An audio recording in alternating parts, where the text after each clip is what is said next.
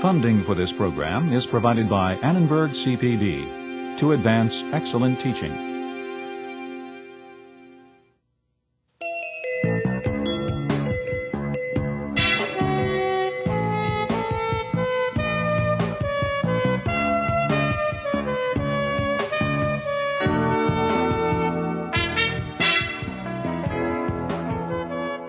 Lazy, bored, distracted. That's what we used to say about children who weren't paying attention. Today, that same behavior is likely to be called ADD, Attention Deficit Disorder. Well, you may have the latest thing. It's called Attention Deficit Disorder. And Talk shows talk about it. Newspapers and magazines cover it. Hundreds of books have been written about it. And today, at least 2 million children have been diagnosed with it. Most of them are given this prescription drug, Ritalin, or its generic equivalent, methylphenidate, to help them pay attention. The profile of this drug, the pharmacology of this drug, is essentially identical to the amphetamines, which is essentially the same as that of cocaine. It works. That's the reason it's being used. It works. Parents find that it helps their children. Plain and simple. It works. But as the numbers increase, doubts are growing. Everyone's ADD suddenly. They're using this as an excuse. An unruly child is an unruly child. How do you really know who really has ADD or who's really just spoiled? The number of children being given medication for ADD seems to be doubling every 2 years. Is it possible that some of these children are being incorrectly diagnosed and improperly medicated? Some say this new epidemic is simply the result of heightened awareness, better diagnosis. But there may be another explanation. The Merrow Report, Attention Deficit Disorder, a dubious diagnosis, is made possible by the people of Toyota.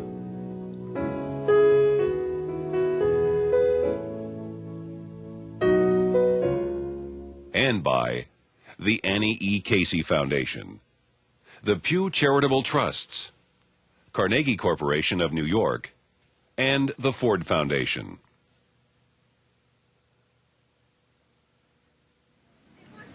The American Psychiatric Association recognizes ADD as a mental disorder.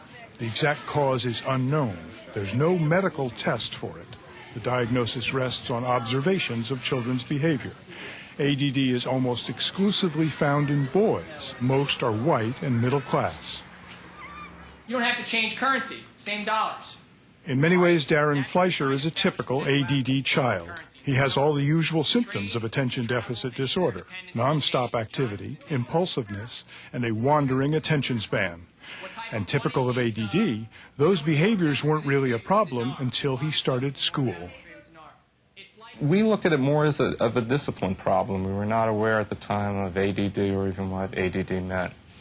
And we wound up several years down the road after getting these calls continually. I mean, the school year would start, and invariably we'd get a call from teachers, you know, that Darren's very bright, he's very alert. However, he cannot stick to task.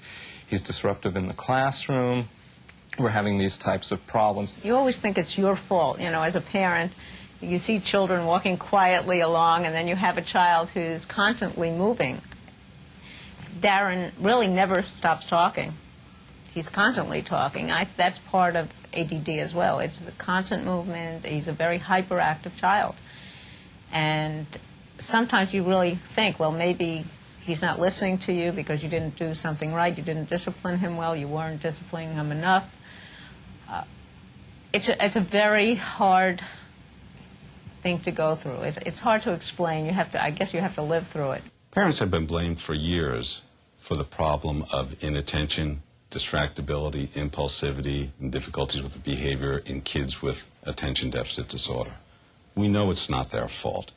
Psychologist Harvey Parker is the co-founder of CHADD, Children and Adults with Attention Deficit Disorder, the nation's largest ADD support group.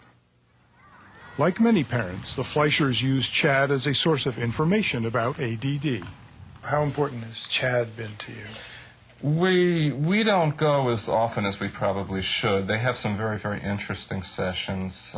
They talk about various aspects of kids growing up. Chad tells parents that ADD is a neurobiological disorder that stems from a chemical imbalance in the brain. Ritalin, a psychostimulant, presumably corrects that imbalance by activating neurotransmitters, the chemicals that carry messages in the brain. Ritalin, the brand name for methylphenidate, is manufactured by Ciba Geigy, the world's fourth largest pharmaceutical company. Ritalin and generic methylphenidate account for 70% of all ADD prescriptions. Other medications for ADD include Dexedrine, Cylert, and some antidepressants. Medicine for children with ADD works about 75% of the time. In what way does it work? Well, it reduces symptoms tremendously. What does that mean?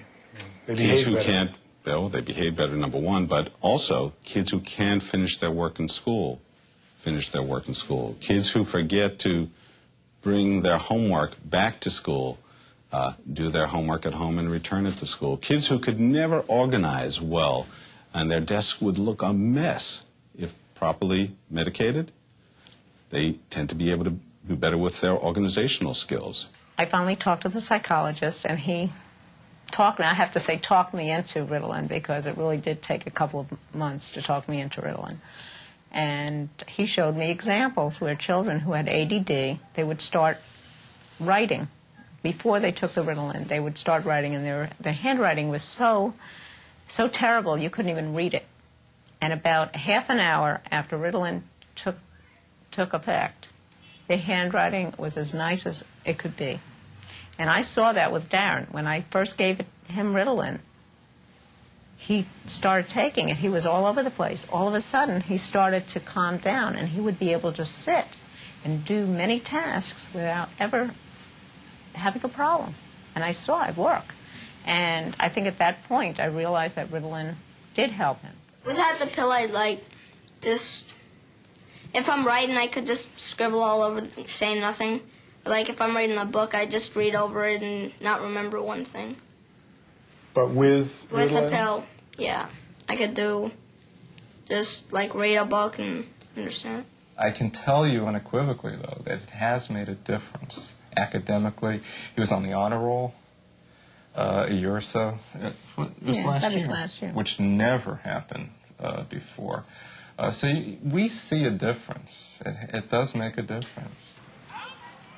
Darren goes to Nova Middle School in Fort Lauderdale, Florida, where Steve Friedman has been principal since 1990. When I first came to the school, we had 2 or 3 students that we gave medication to during the day, and now we probably have over 60 students that we give medication to during the day. And it's interesting to watch, and you come up here at lunchtime and watch the line, waiting to receive their pills. It's amazing to me.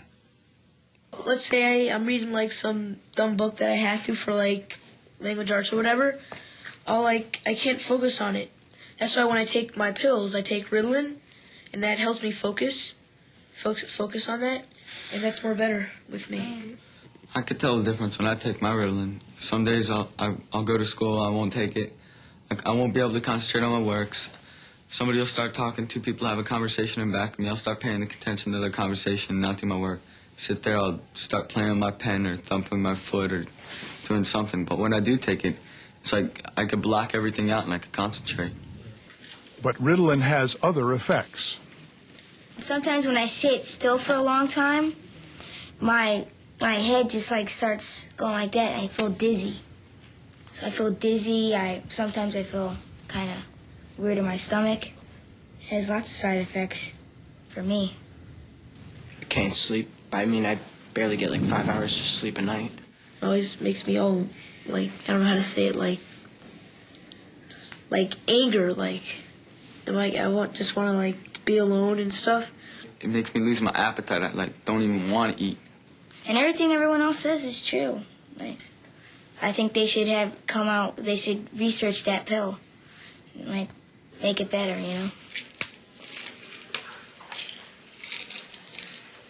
In 1988, 500,000 children were taking stimulant drugs to help them concentrate.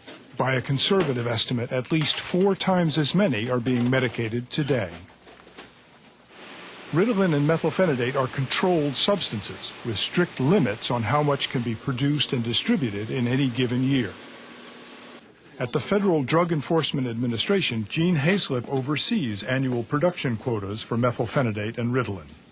I think there is a window of legitimate use that's required here, but the data suggests that there's a problem here with overprescribing, that this has become a popular fad that really people are going overboard, especially when you look at the rest of the world and you realize that the United States is using 5 times as much as the entire rest of the planet. I believe that, like anything else, whenever you have a diagnosis and education, that you will see an increase. I think we've seen that with diagnoses of breast cancer, diagnosis of other diseases. Once the level of awareness increases, you will see an increase in diagnosis. But questions are being raised about the increase in diagnosis. Many boys who are diagnosed ADD say they can concentrate when they're interested in what they're doing. Fixing cars. You can concentrate on that? Yeah. It's like I have to really enjoy it to like concentrate on it. If it doesn't really appeal to me, it's like, oh, yeah, whatever. I don't really pay attention. You know, I like to take things apart, and when I get older, I want to go into like the camera and special effects, the type of stuff. You know, that's what I like, and I can concentrate on that. But if it's like math, it's like, yeah, sure, whatever. It's such a sad situation. I mean, the kids intuitively know that it's not good to be taking drugs. And the idea that it's a drug that works in school but not at home, it works during school days, but you don't have to give it on vacations. I mean, it's so obvious that we're just drugging our kids to push them into situations that they can't stand. Psychiatrist Peter Breggin, the author of Toxic Psychiatry and the War Against Children, is an MD who can prescribe Ritalin but chooses not to. There is no doubt that there are kids who are bored, that there are kids who are frustrated, that there are kids who are anxious. There's no doubt that some kids don't fit into our schools and some aren't doing well in their families, but there's no evidence whatsoever that it's a disease or a medical disorder. It's a child in conflict. I would say out of most of the mental disorders, or practically almost all the mental disorders that we have listed and that we can identify, ADD can be identified in the most objective manner. We have a lot of different rating scales that can be utilized to measure attention deficit disorder symptoms. We have a lot of different clinical interview techniques that we utilize to identify individuals who show characteristics of ADD as well as family characteristics. We have a lot of data about developmental histories of these children and what a typical child with ADD is like in growing up and throughout their course of development.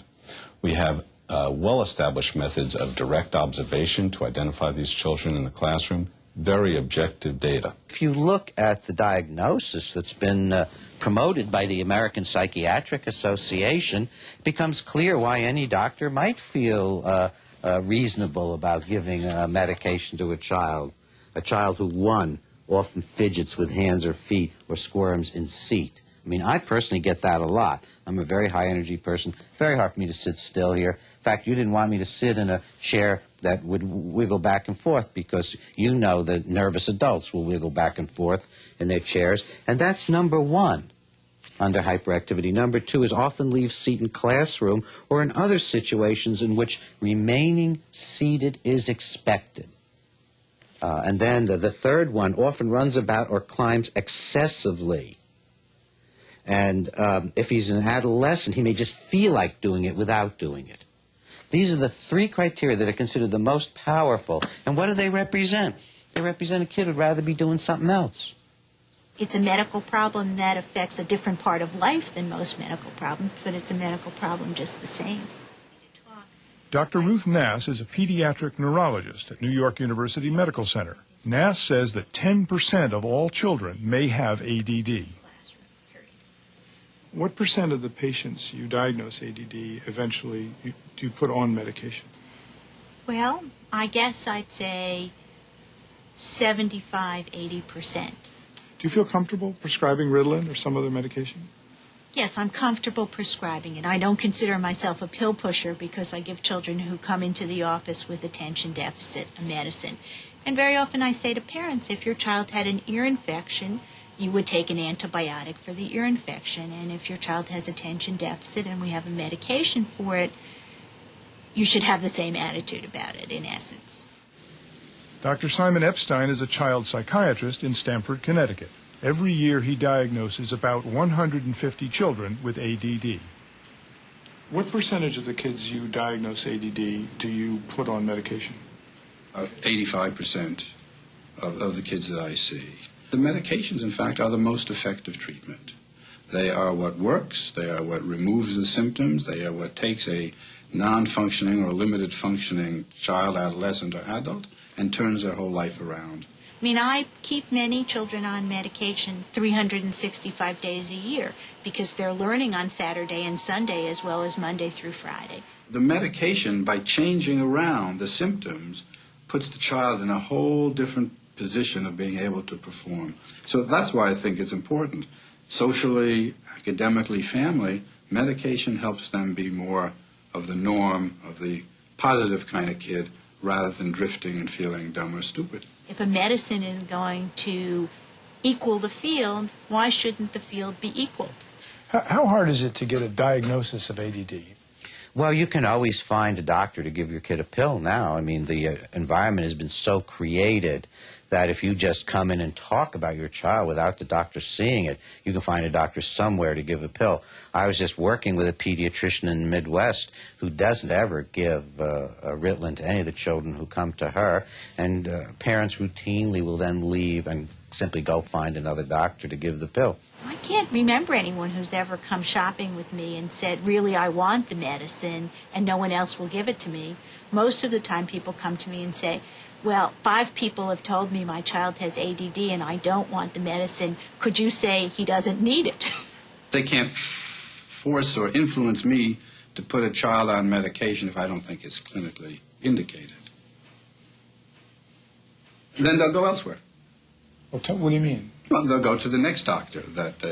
If that's what they want, they will go till they will find somebody who can prescribe it.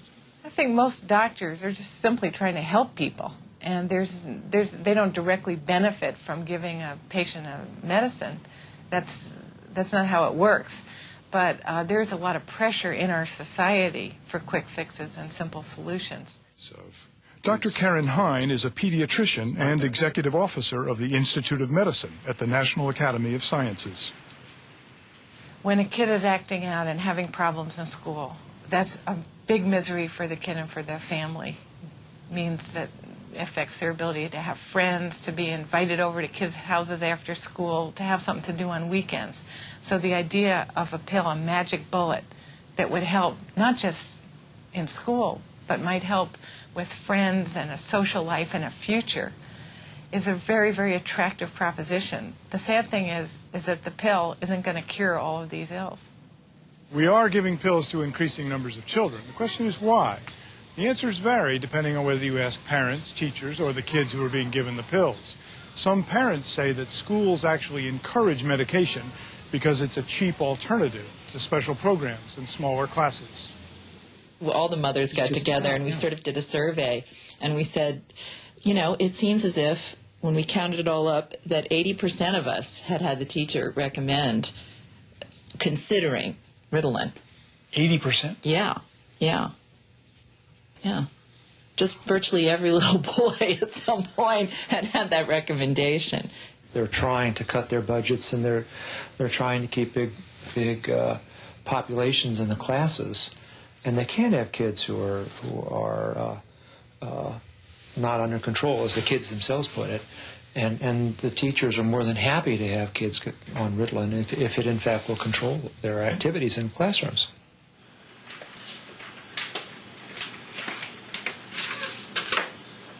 You have to conform to society to a certain extent, and you have to be able to have an education, get educated. And if you're not going to conform to the system as we know it, then you're going to be out of step and out of sync. and I don't want him to be. Parents are put under enormous pressure to drug their kids now. Even in the best private schools in a place like Bethesda, Maryland, I'm seeing parents all the time, or hearing from parents where the schools are saying, you got to drug your kid, we can't control your kid in school. Doctors are constantly pushing Ritalin. Write down the 2 different spellings for that word. For catalog, I need you to clearly spell... When you ask educators, you hear a very different explanation for the increase in ADD. Parents want a school-based reason why a child isn't doing well. And to say that a child is not bright, that they maybe are, it's an old-fashioned term, a slow learner, or that there are family issues that are causing the problems in school, parents don't want to accept that. They want a diagnosis and a label that then makes the school responsible for solving the problem. I think there are probably some children that have been either misdiagnosed or labeled as being ADD by maybe a private psychologist that they really are not truly ADD. And then the parents can use it as an excuse. Excuse for what? Well, misbehavior. Rather than the child taking responsibility and the parent taking responsibility for things that are happening, they can say, well, my child's ADD. Because of the media publicity, there's much more likelihood now that at least the seed is planted. Perhaps it might be ADD. And I might get a call saying, my child's having a problem with this, that, or the other thing, concentrating on sitting still, has a difficult time with reading, finishing books. Do you think it might be ADD? Well, that would never have, 8 years ago, it would never have come up. What about the children who take Ritalin? How do they explain this new epidemic? These 8th graders know Ritalin firsthand. Matt Sherbel took it for a year. Scott Davies has been on Ritalin for 6 months, David Brantley for 2 years, and Andrew Williamson for 7 years. They say all the adults in their lives, doctors, parents, and teachers, encourage medication. Like, if they're going to give me my Ritalin, I'm going out for dinner or something, I'll tell them not to give it to me or something, just to let me eat. I can be fine. And then my mom, brings it up, when we're out at dinner, oh, you need your Ritalin, you're so active. And I'm like, no, I want to eat. And it's just messed up. I hate taking Ritalin. And my dad, he's a doctor, and he tries to make it seem like it's there's no side effects. And I ask him, and he's like, there's nothing major. Then I read the box, and it's just may cause drowsiness, depression, loss of appetite. My teachers always bring it up. Because, if I'm hyperactive for a week or something. They wouldn't let you in class unless you had a note from the doctor. That's what they did. One of my teachers, I forget to take my Ritalin sometimes. But now every time I go to class, I have to have a note signed by the lady in the health room saying that I took my Ritalin because she wouldn't let me in class because I was too hyper. Unlike many of his friends, Matt Sherbel no longer takes Ritalin. When you're not on Ritalin, you take in so much more information, such a wide array and variety, that life's so much greater and more interesting than when you're taking it.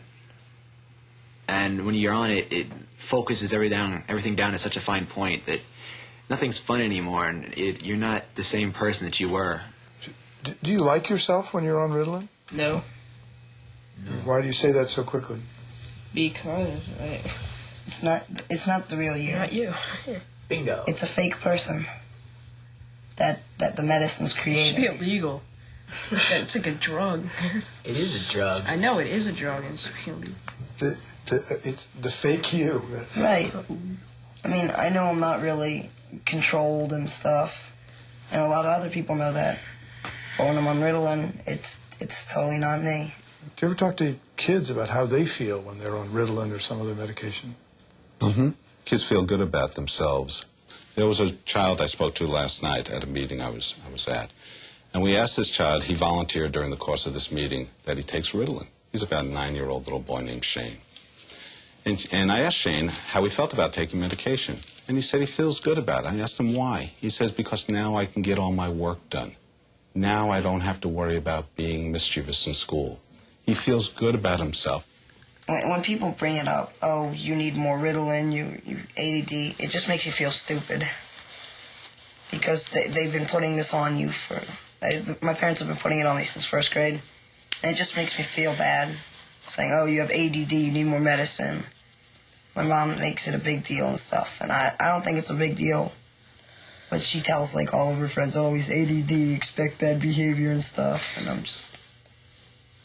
I find it stupid. They think you're stupid, yeah. They just think you're just like... They think you're stupid because the medicine, the Ritalin, is making you smart and make you pay attention. And it's not you. Because they don't let you try it yourself. They let the Ritalin do the work for you. In my years of experience as a clinical psychologist, in talking to lots and lots of children in my practice, I haven't seen that many children who resent taking medication or who feel the medication disables them in some way. Do you ever worry, though? Did you sort of creating split personalities here? You got the real me and the me on the pill? Well, I don't hear that many children say that. Chad likes to claim that the poor children are being stigmatized by not doing well in school. Oh, I'd much rather have the stigma of not doing well in school than having crossed wires in my head and having a genetic or biological disorder. There's nothing worse you can do to a human being in America today than give them a mental illness kind of label and tell them they need drugs. And these kids are 3, 4, 5, 6, 7, 8, 9 years old being treated in this manner. I then see them as adults coming to me saying, I'd like to be a medical doctor, but how can I when I have crossed wires in my head? But you do get better grades? No. No. I haven't been doing good in school since 5th grade. It's not the Ritalin, it's just I'm not organized. Ritalin can't help you with everything. I mean, if you're not an organized person, Ritalin's not going to organize you. I mean, they think it's some kind of miracle drug. It's not. It's not. Parents blame teachers, teachers blame parents, kids blame just about everyone. But none of these explanations fully accounts for the growth of ADD and the use of medication. The rest of the story begins with Chad, the nation's largest ADD support group. Thousands of parents turn to Chad for information about ADD. Chad's 650 local chapters hold regional conferences and monthly meetings, often in schools, where free medical advice is given. Chad recommends a treatment plan that includes behavior modification, counseling, and medication.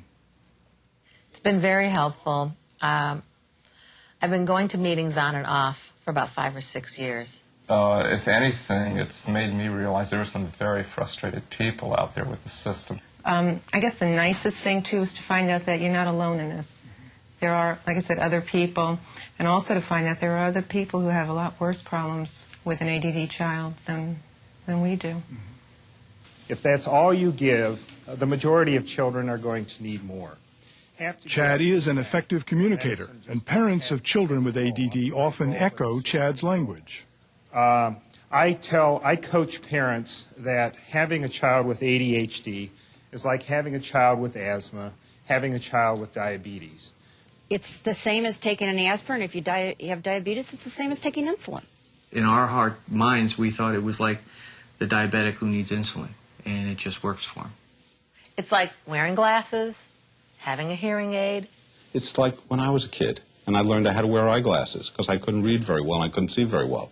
I felt awkward at first when I first got that prescription in 4th grade.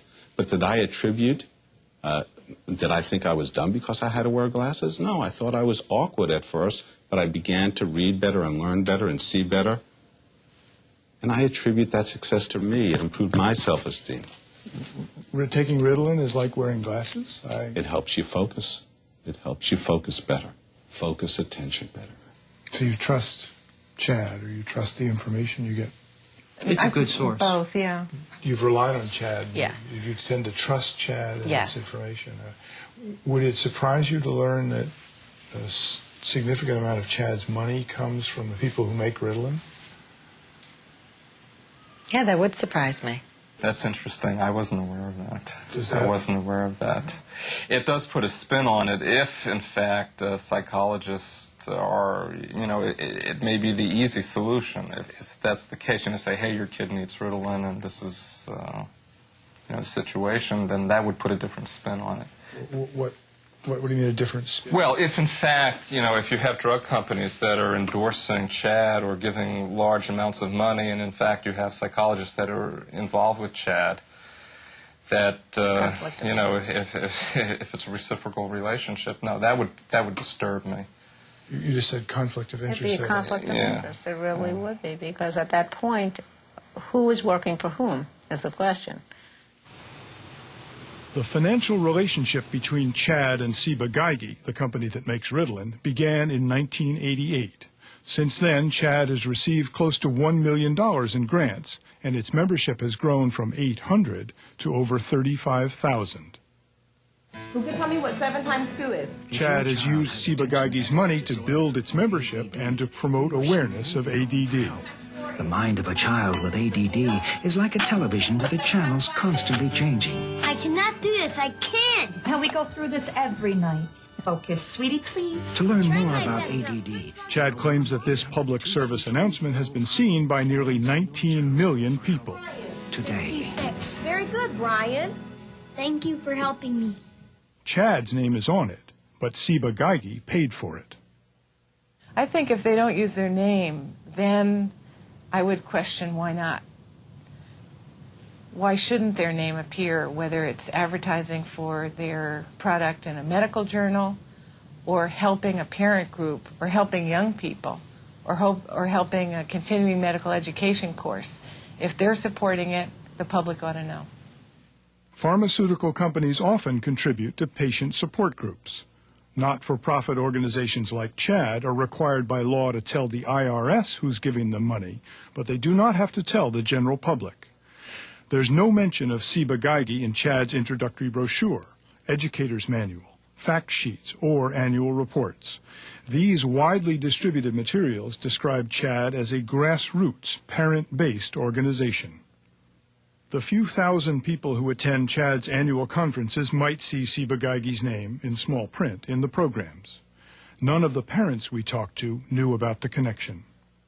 Well, I think that they should tell the public when they become advocates, suggesting that people see their doctor about the possibility of prescribing this drug. When they become advocates of this kind, I think they should make a full disclosure to the public that they are, in fact, receiving contributions from one of the manufacturers, and explain that, because I don't think people have known this. I think they've kept it a secret. At least I never knew it. I never heard it from them, nor did I hear it from any of the contributor. You have something that says, well, we've given this money, a public document? We have looked at a lot of your documents. I haven't seen anything where you said, well, we're giving $818,000 to CHAD over the last several years. Well, we've given a fair amount of funding support for any number of patient support groups over the years. We don't go out and take advertisements out of the newspapers for that. That's not the reason why we're doing that. We're doing it because we feel we have that responsibility to support those areas that there may be patients taking our products. CHAD is absolutely an independent organization. We have one mission and one mission only. That is to provide information and support to individuals affected by attention deficit disorders. We don't have any responsibility to any pharmaceutical company or anybody else. You don't see that as a conflict of interest, taking money from the drug companies? We see it as a responsibility of the drug company to give us that money. You go to them, or they come to you? We go to them. They never come to us. And what do you say to them? We want money for a project. They've given us money for our awards to chapter coordinators. They've given us money to run our conferences. They've given us money to produce our fact sheets into Spanish so we can reach out to multicultural audiences. We're getting a big information out there, and I think that's the bottom line here, is that the campaigns that CHAD is entering for getting the information out there about the disorder are on a nationwide basis. So when they do a public service announcement, when they translate all their materials into a second language, when they enter any kind of a campaign of information, they do it on a nationwide level. As anyone could probably appreciate, that takes some resources. So CHAD is essentially a conduit for providing this information directly to the patient population, and they do a pretty good job of it. But they're funding a man who says Ritalin works. Right? Aren't they buying you? I don't feel bought. Money influences people. When people are being supported by some kind of an institution. They tend to believe in it. They tend to be aligned with it, because if they don't, they lose the support that they need for their programs. Harvey Parker says it works the other way. He believes in it, and therefore he accepts the money. Yes, I'm sure that's what he says, but in fact, it's not the way the world works. I don't feel bought. I feel they owe us that, as a matter of fact. I feel they owe it to the parents who are spending their money on medication. They owe it to these families to give them something back. That's one of the strangest things that I've ever heard. You mean he really thinks there's nothing wrong in taking this money and keeping it a secret like they have? Well, I think it's an outlandish statement to make, really, and I must say it surprises me. Do you think parents know that the information is coming from the pharmaceutical company, not from Chad? Chad is the conduit, as you said. Well, I hope they do. We're very aware that Ritalin, when properly used and properly prescribed, can play a very beneficial role in the treatment program, a total treatment program for children with ADD. And we've long felt our ethical responsibility to help provide that level of information that otherwise wouldn't be out there. I think from the parents' point of view, if they're getting the information they need, that's what they're most appreciative of. If they're a parents group that are supported by a pharmaceutical company and the parents aren't aware, then to me that's not an effective partnership. I don't think there's anything wrong with partnerships as long as the partners know who they are. And in the same way as doctors and families ought to be working together and know who you're dealing with, if there's pharmaceutical support for an activity, then that partnership ought to be just out in the open. The drug companies wouldn't do it if they didn't think they were buying increased profits. The drug companies wouldn't give away $800,000 unless it was going to increase their profits, unless they knew it was going to increase sales. And I invite you to be skeptical. It's important to be skeptical. But please do so without prejudging us. Read our literature. See what it says. Come to our meetings. See what we say. I asked a couple questions at the first meeting that were voiced my skepticism about the drug.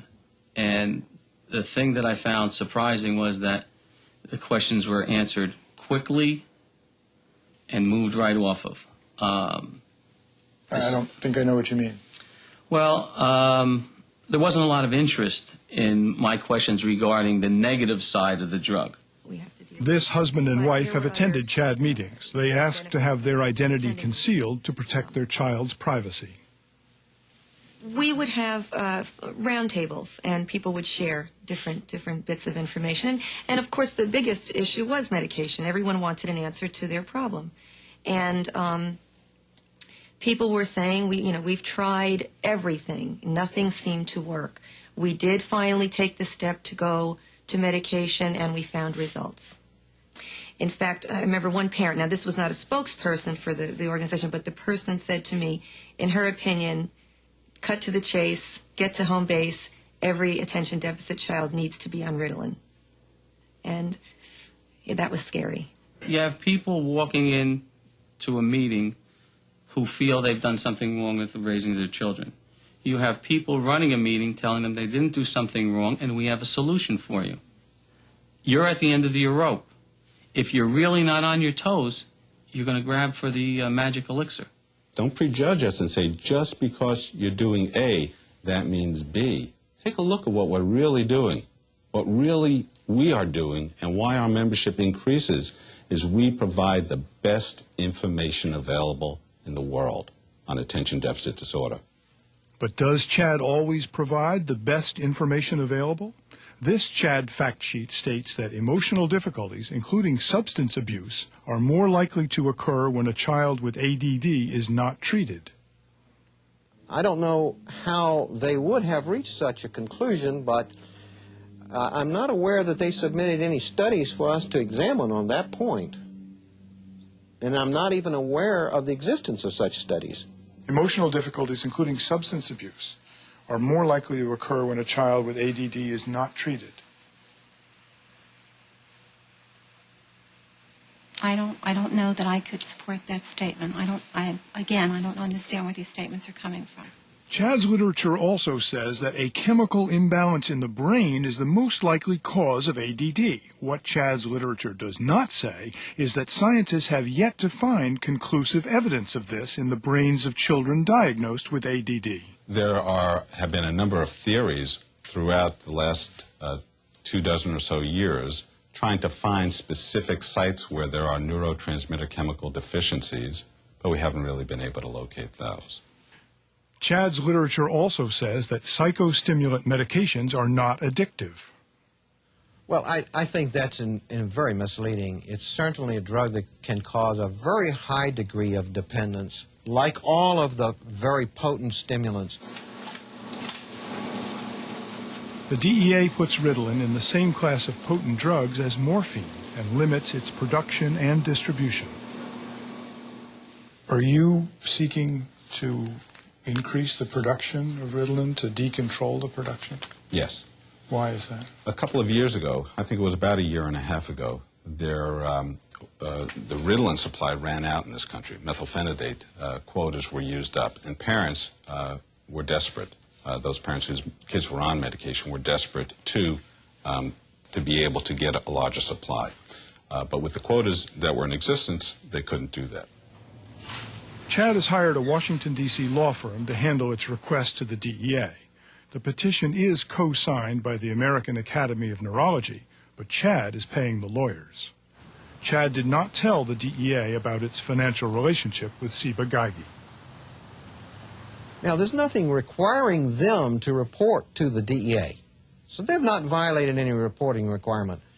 But as to the question of whether they've misled people, well, I think a lack of a disclosure of something of this significance, given their position on these issues, I think that is misleading to people, very definitely. Gene Hayslett believes that Ciba Geigy stands to profit if production controls on Ritalin are relaxed. Well, we have to look at this market the way it's trending. I mean, it's increased 500% since 1990, and we're talking about potentially millions of children. A prescription, I suppose, would cost something in the neighborhood of perhaps $30 a month. So $30 times hundreds of thousands, maybe a million or two, I'd say would be very substantial revenue. What are the profits associated with sales of Ritalin? Ritalin sales have gone way up.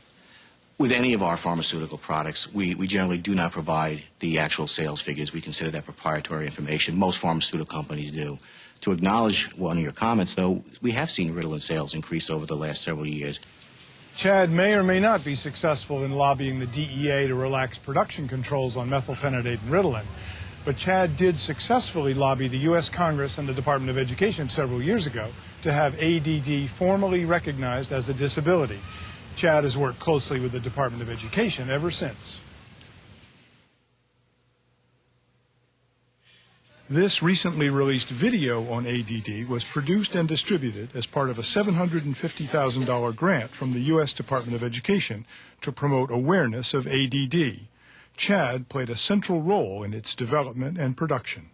I didn't quite understand that this was just like any other medical disability.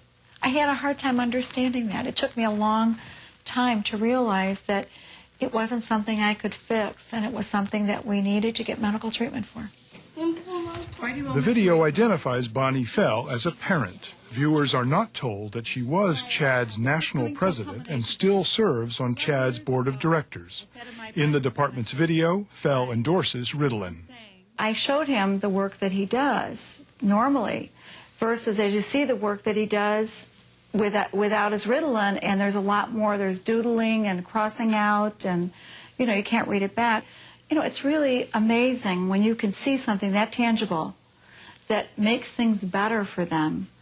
It's just, it relieves all my fears. What is your reaction to what you saw in that film? Well, it's shameless that the federal government is pushing drugs for Ciba. It's interesting they even mention the drug Ritalin by its trade name, which is like selling the drug for the manufacturer, Ciba Geigy. The official name is methylphenidate. Viewers are not told that 4 of the 5 mothers who play prominent roles in the video are board members of Chad's Chicago chapter. The minute the medicine kicks in, it's like night and day. And until you see it, you cannot understand it. But it's so remarkable how all of a sudden they're much more calm. They're not snapping back with their personality. They can sit down and they can do their work. They can achieve. It's my great pleasure and honor to present the award to Dr. Tom Hare, Director of the Office of Special Education and Programs. At the press conference announcing the release of the video, CHAD's current national president, Joanne Evans, presented an award to Dr. Thomas Hare, Director of Special Education Programs at the Department of Education. The mission of CHAD is to help children with attention deficit disorders achieve success. When an institution such as the Department of Education joins us in this mission, as it so clearly has done with these two videos, we know that we'll achieve our goal. Are you aware that most of the people in the film are either not just members of CHAD, but in the CHAD leadership, including the former national president? They're all board members of CHAD in Chicago. Are you aware of that? They're not identified in the film. I'm not aware of that. Do you know about the financial connection between CHAD and Ciba-Geigy, the company that makes Ritalin? I do not. In the last 6 years, CHAD has received $818,000 in grants from Ciba-Geigy. I did not know that. Does that strike you as a potential conflict of interest? That strikes me as a potential conflict of interest. Yes, it does. Now, that's not disclosed either, even though the film talks about Ritalin as a one way, and it's the first way presented. Right. Of taking care of treating attention deficit disorder. That's not disclosed either. Does that trouble you? It concerns me. Are you going to look into this when you go back to your office? I certainly will look into some of the things you brought up. Should they have told you that all those people in that film are CHAD leadership? Should they have told you that CHAD gets 20% of its money from the people who make Ritalin? I should have known that. They should have told you. Yes. The medicine. Only 20 seconds of the 30-minute video are devoted to Ritalin's side effects. Most children adapt to it pretty readily, and we don't have a problem with it. We warn them about side effects. The growth problems with Ritalin have not been very great. The loss of appetite is not a major problem. The one concern is that a few children with Ritalin will develop tics, and some of those tics don't go away once you've stopped the medication. First, there's sleeping. It doesn't get me tired. It makes me stay up all night. Also, my friend, I know a whole bunch of kids who take Ritalin too, and I think it just makes you stunt your growth. I have to say this honestly. I feel very guilty sometimes in giving him Ritalin because he doesn't eat, and it's very hard for him to sleep sometimes. But have you ever asked your mom or dad, said, please don't make me take it? Yeah, every day. What happens? Finally, I just have to take it. I just found out that I have to take it to do good in school. He asks you. He says to me, I do not want to take it. He does not want, he understands during the school period. Okay, he understands to give it to him during the school week because it affects him differently at school. But at home, during the weekend, he absolutely does not want to take it. And he will say to me, Mommy, please don't make me take it. And I don't. What do we know about the efficacy, the safety, long-term results of using Ritalin? Well, there's 40 years of experience. I mean, we have certainly seen studies. There are studies looking at long-term. Going forward, there are certainly information looking at children who have received the drug medication as younger school age, so that there is information long term. But that is not what Ciba-Geigy told the Food and Drug Administration. Ciba-Geigy wrote for the FDA, quote, sufficient data on the safety and efficacy of long-term use of Ritalin in children are not yet available, end quote. There are some people who say that there may be long-term effects, like stunting your growth. Right, that's Is that true? Have you never heard of that? No. Yeah, I've heard of that. If you go on it, like, and you skip for a summer or something, it might mess up your growth if you're on it too long. Well, you jumped when I said that. Does that worry you now? Yeah. I'm going to try to get my parents. I don't think I'm not going to take it anymore. Can I just read you what some kids have told us about being on Ritalin? It makes you tired, yet you can't sleep. You're tired, but you can't sleep. I don't know why. Yeah, it's like you're like it's like this general your mind low. is hyper, but your body yes, bingo. is sore and tired. Very tired. And you can't sleep either because your mind's still like awake. It's like your mind's still like running at the speed of light, but you're just like look, your body's like, man, let's lie down here. Your mind's like, no way, look at this, wake up. If a child is having symptoms like that, I think that certainly the parent should speak to the pediatrician. Perhaps it requires a dose adjustment or perhaps changing the time the medication is given. I don't mean to be unkind, but the kid comes and says, don't make me take it. I hate it. I hate taking Ritalin. And you as a doctor, your reaction is, well, we'll change the dose or we'll give it to you at a different time. But the reason he doesn't like it is because he can't sleep. If he's deriving a benefit, can't eat either. Or the same thing as far as the appetite, because it is a common side effect.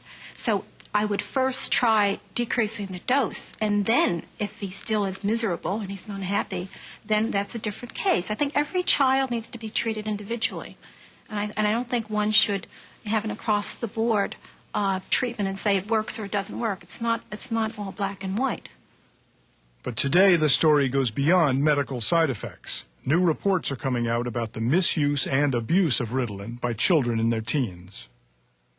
You just go up to someone and you're like, that you're friends with, and you're like, can I have a couple pills? And they give you a couple pills, and then you crush them up and snort them. And then you're like, hi. These recovering addicts all abused Ritalin. One is 18, two are 15. It's like a speed. It's the same thing, except if someone has it and their parents are paying for it, then it's a free high for everyone else. Do lots of kids do it? Yeah, it's one of the big things now to do. Because it's free a lot of the times. Because, I mean, if a friend has a couple extra pills, they'll just give them to you, you know. Or they can sell them to you. I also used to sell it.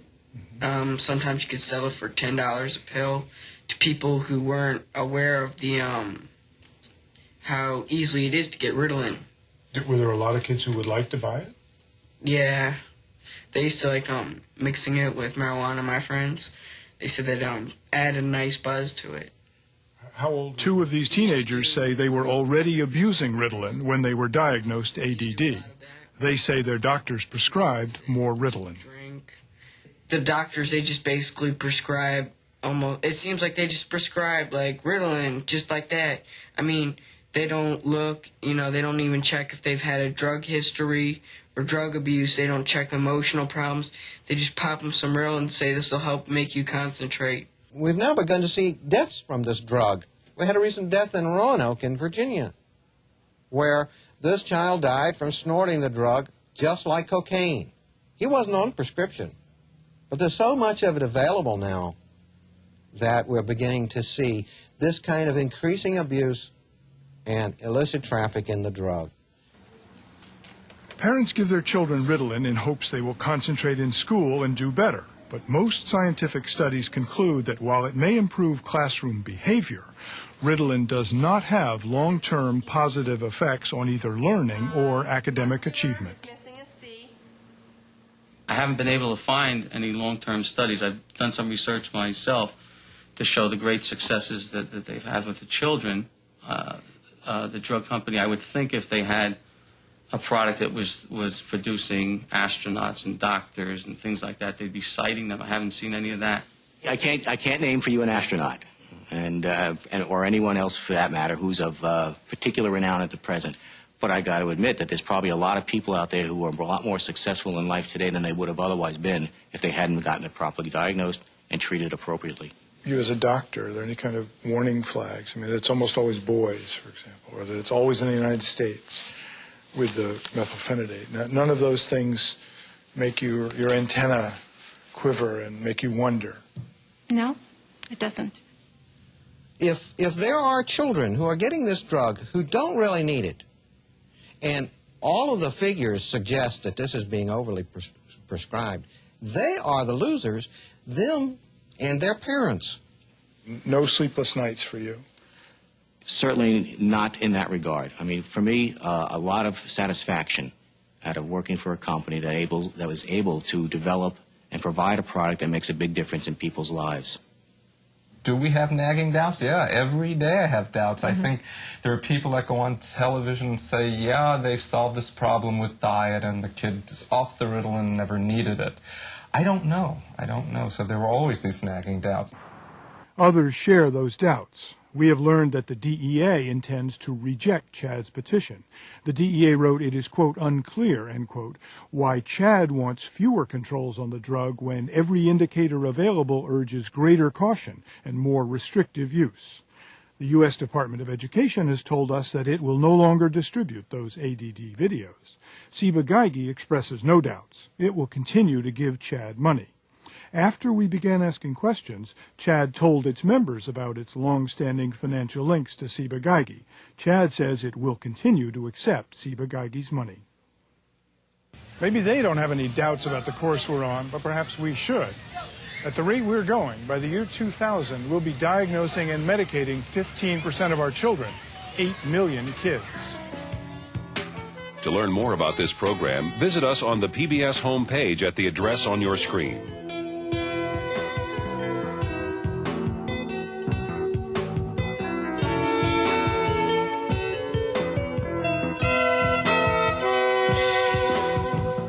Presentation of South Carolina ETV and Learning Matters Incorporated. The Merrow Report, Attention Deficit Disorder, a Dubious Diagnosis, was made possible by the people of Toyota and by the Annie E. Casey Foundation, the Pew Charitable Trusts, Carnegie Corporation of New York, and the Ford Foundation. For a free companion guide to this program, please call 1-800-277-0829.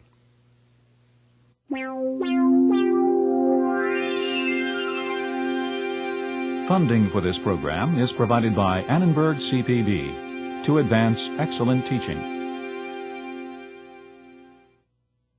For information about this and other Annenberg CPB programs, call 1-800-LEARNER and visit us at www.learner.org.